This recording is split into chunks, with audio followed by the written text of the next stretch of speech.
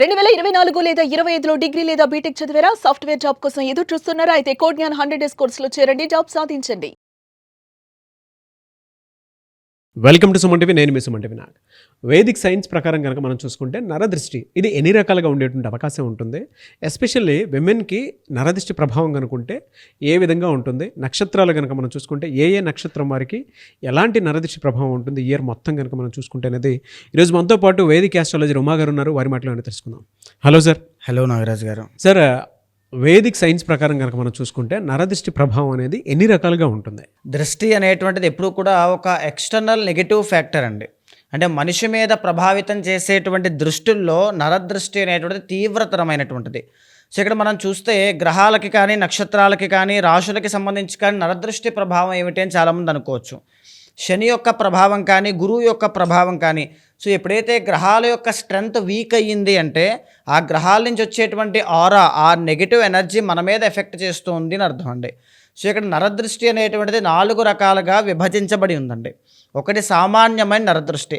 For example, మనం ఏదైనా ఒక బట్టలు కొనుక్కున్నా, ఒక ఫోన్ కొనుక్కున్నా, ఒక బండి కొనుక్కున్నా, వాహనాలు ఏదైనా కొనుక్కున్నా మనమే తీసుకెళ్ళి 10 మందికి చూపిస్తూ ఉంటాం. సో దానివల్ల చిన్న చిన్న దృష్టి ప్రభావం మన మీద పడుతూ ఉంటుంది. దాన్నే సామాన్య దృష్టి అంటారండి. సో ఈ యొక్క ప్రభావం అనేటువంటిది మన సహజ సిద్ధంగానే చేసుకునే ఆచార వ్యవహారాల వల్ల, సాంప్రదాయాల వల్ల, ప్రతిరోజు పూజ చేసుకోవడం వల్ల ఆ దృష్టి ఆటోమేటిక్గా పోతుంది, ఇబ్బంది ఏమీ లేదు.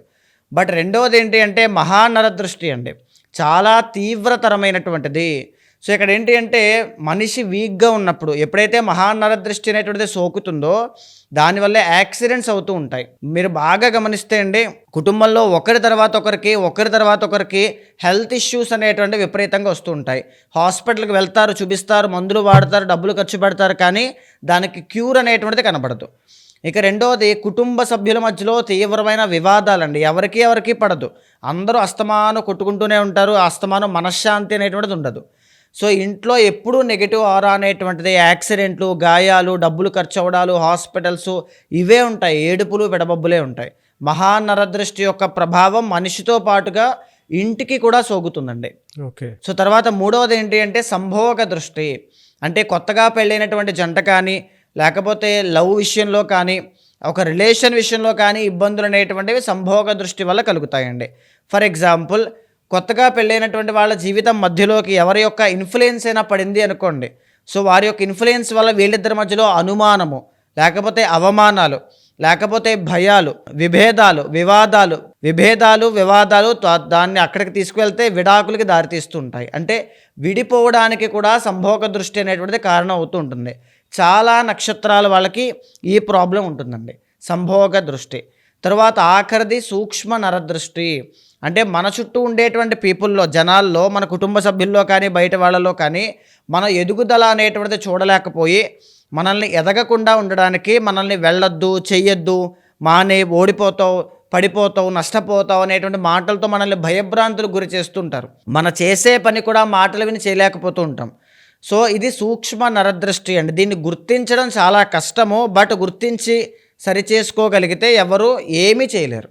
సో ఈ యొక్క 4 దృష్టిలు కూడా ప్రతి నక్షత్రానికి సంబంధించి, ప్రతి రాశికి సంబంధించిన ప్రభావాలు కనబడుతూ ఉంటాయండి. మీరు చెప్పిన దాని ప్రకారం కనుక మనం చూసుకుంటే ఈ నరదృష్టి ప్రభావం అనేది పుబ్బ నక్షత్రం వారికి, ఎస్పెషల్లీ విమెన్కి జూన్ నుంచి డిసెంబర్ వరకు ఏ విధంగా ఉండే అవకాశం ఉంటుందండి? తప్పకుండా అండి. పుబ్బా నక్షత్రము అనేటువంటిది ఎస్పెషల్లీ ఫర్ విమెన్ మనం చూస్తే కనుక వీళ్ళకి సంభోగ దృష్టి అనేటువంటిది చాలా ఎక్కువ ఉంటుంది. అండ్ ఆల్సో మహానరదృష్టి అంటే వీళ్ళకి కోపము, స్మార్ట్నెస్, క్రియేటివ్నెస్ అన్నీ ఉంటాయి. అదే వీళ్ళకు ఉండేటువంటి బెనిఫిట్, అదే వీళ్ళకు ఉండేటువంటి శాపం కూడా అండి. ఎందుకనంటే వీళ్ళకి శత్రువులు చాలామంది ఎక్కువ.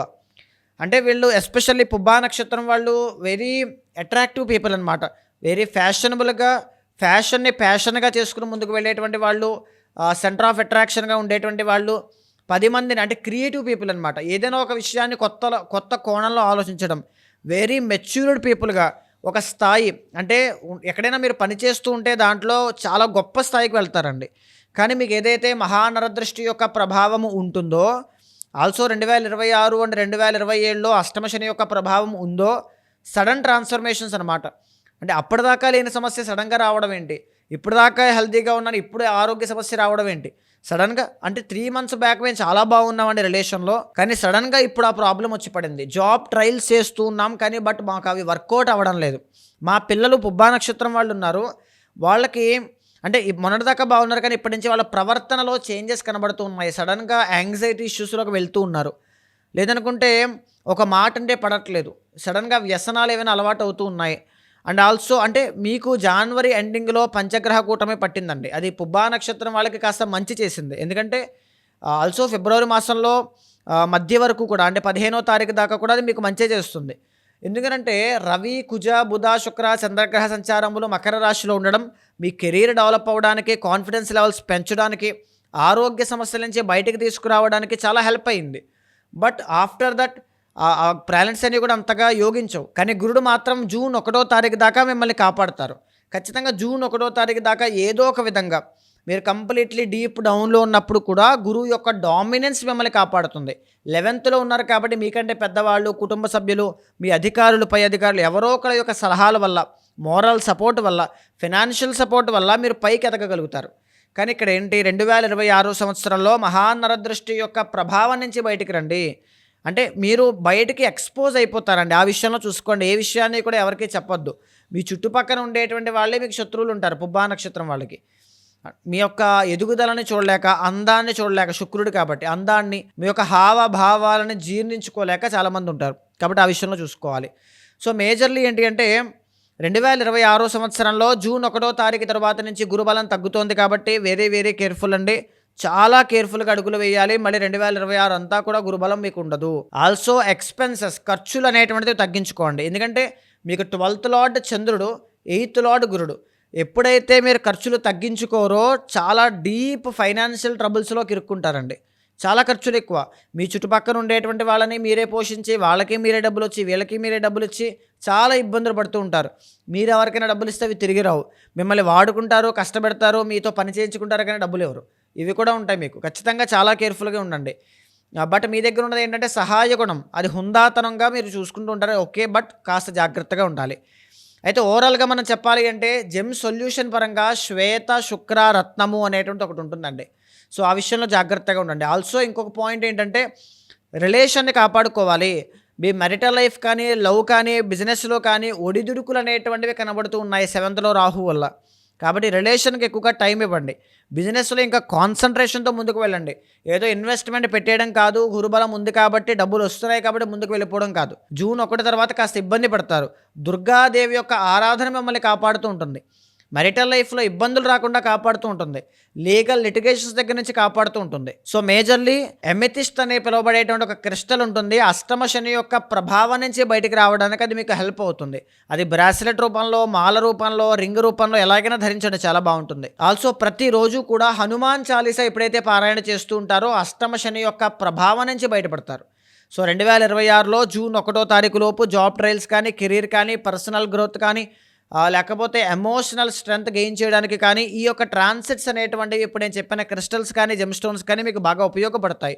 నేను చెప్పిన ప్రతి ప్రొడక్షన్ కానీ, రెమెడీస్ కానీ యాక్యురేట్గా మీరు ఫాలో అవ్వగలిగితే ఖచ్చితంగా శుభ ఫలితాలు అనేటువంటివి చూస్తారండి. ఇది కాకుండా ఇంకేమైనా రెమెడీ చేసుకోవడానికి అవకాశం ఉంటుందంటారా? అంటే ప్రతి రాశికి సంబంధించి కానీ, నక్షత్రానికి సంబంధించి కానీ, ఎస్పెషల్లీ ఈ యొక్క నక్షత్రానికి కూడా రాబోయేటువంటి ఫిబ్రవరి 15వ తారీఖు రోజున, రాబోయేటువంటి ఫిబ్రవరి 15వ తారీఖునండి మహాశివరాత్రి పర్వదినం రోజున సాయంత్రం మొదలుపెట్టి రాత్రి జాగరణతో పాటుగా మహన్యాసపూర్వక ఏకాదశి రుద్రాభిషేకాలు, స్వామివారికి 1,00,000 బిల్వార్చన, మీ ఇంట్లో అప్పులు కానీ, డబ్బు, మనీ ఫ్లో అనేటువంటిది ఆగకుండా రావడానికి లక్ష్మీ గణపతి హోమం ఒకటి, తర్వాత మీ మీద దృష్టి ప్రభావం ఉన్నా, మీకు శత్రువులు తీవ్రంగా ఇబ్బంది పెడుతూ ఉన్నా, లేకపోతే హెల్త్ ఇష్యూస్ ఇబ్బంది పెడుతూ ఉన్నా, ఏ రకమైనటువంటి నాగదోషాలు ఉన్నా అవి పోవడానికి సుదర్శన హోమం ఒకటి, తరువాత లక్ష్మీదేవి యొక్క పరిపూర్ణమైన అనుగ్రహం కోసం కమలాత్మిక హోమము, ఉన్నటువంటి స్థితి నుంచి ఉన్నతమైన స్థాయికి అంటే జాబ్ కానీ, కెరీర్ కానీ, పదవి కానీ, స్థితి కానీ ఏదైనా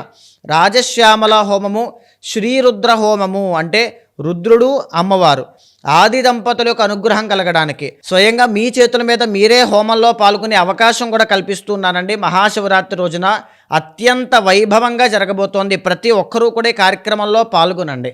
ఒకవేళ మీరు విదేశాల్లో ఉన్నా, దూరపు ప్రాంతాల్లో ఉన్నా, మీరు రాలేని పరిస్థితిలో ఉన్నా పరోక్షంగా కూడా సుమన్ టీవీ ఆధ్వర్యంలో మీరు దర్శనం చేసుకోవచ్చు. సో ఎప్పుడైతే దర్శనం చేసుకుని ఆ గోత్రనామాల మీద మీరు అక్కడ చేయిస్తారో ఉన్నటువంటి దోషాలన్నీ కూడా మీకు క్లియర్ అయిపోతాయి. సో ఆన్లైన్ ఆఫ్లైన్ సర్వీసెస్ ఉన్నాయి. ఆఫ్లైన్ రావాలి అనుకుంటే డైరెక్ట్గా ఆఫ్లైన్కి రావాలి. రావచ్చు, తప్పకుండా మీ చేతుల మీద మీరే చేయొచ్చండి, అభిషేకాలు అవి చేయొచ్చు. ఓకే, వైఫ్ అండ్ హస్బెండ్ ఇద్దరు కూర్చొని చేసుకోవడానికి అవకాశం ఉంది. ఫ్యామిలీ మొత్తము రావచ్చండి, వేద పండితుల యొక్క ఆశీర్వచనాన్ని కూడా అందుకోవచ్చు. థ్యాంక్ యూ సో మచ్ అమ్మగారు. నమస్తే అండి. చూసారు కదండి వీడియో. ఈ వీడియోపై మీ అభిప్రాయాన్ని కమెంట్ బాక్స్లో పోస్ట్ చేయండి. ముఖ్యంగా మీరు కనుక వైదిక్ ఆస్ట్రాలజీ ప్రకారం కనుక మీ వ్యక్తిగత జాతకం ఏ విధంగా ఉందో తెలుసుకోవాలి అనుకుంటే స్క్రీన్ మీద కనిపిస్తున్న నెంబర్కి మీరు సంప్రదించవచ్చు. అండ్ మరీ ముఖ్యమైనది ఫిబ్రవరి 15న మహాశివరాత్రి.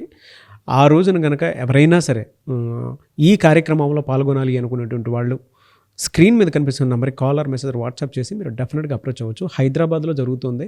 ఆన్లైన్ ఆఫ్లైన్ సెషన్స్ రెండూ ఉంటాయి. సో ఎవరైనా సరే ఆన్లైన్ ఆఫ్లైన్లో రెండు విధాలుగాను ఆ పూజలో మీరు పార్టిసిపేట్ చేయడానికి అవకాశం ఉంటుంది. ఎవరైనా సరే మీకు ఉండేటువంటి దోషాలను పోగొట్టుకోవడం కోసం మహాశివరాత్రి రోజు జరగబోయేటువంటి ఈ కార్యక్రమంలో పాల్గొనాలంటే మాత్రం స్క్రీన్ పైన కనిపిస్తున్న నెంబర్కి సంప్రదించండి. ఈ వీడియో లైక్ చేయండి, షేర్ మాత్రం తప్పకుండా చేయండి. ఇలాంటి మరిన్ని వీడియోస్ కోసం మా ఛానల్ ఫాలో అవ్వండి. Thank you.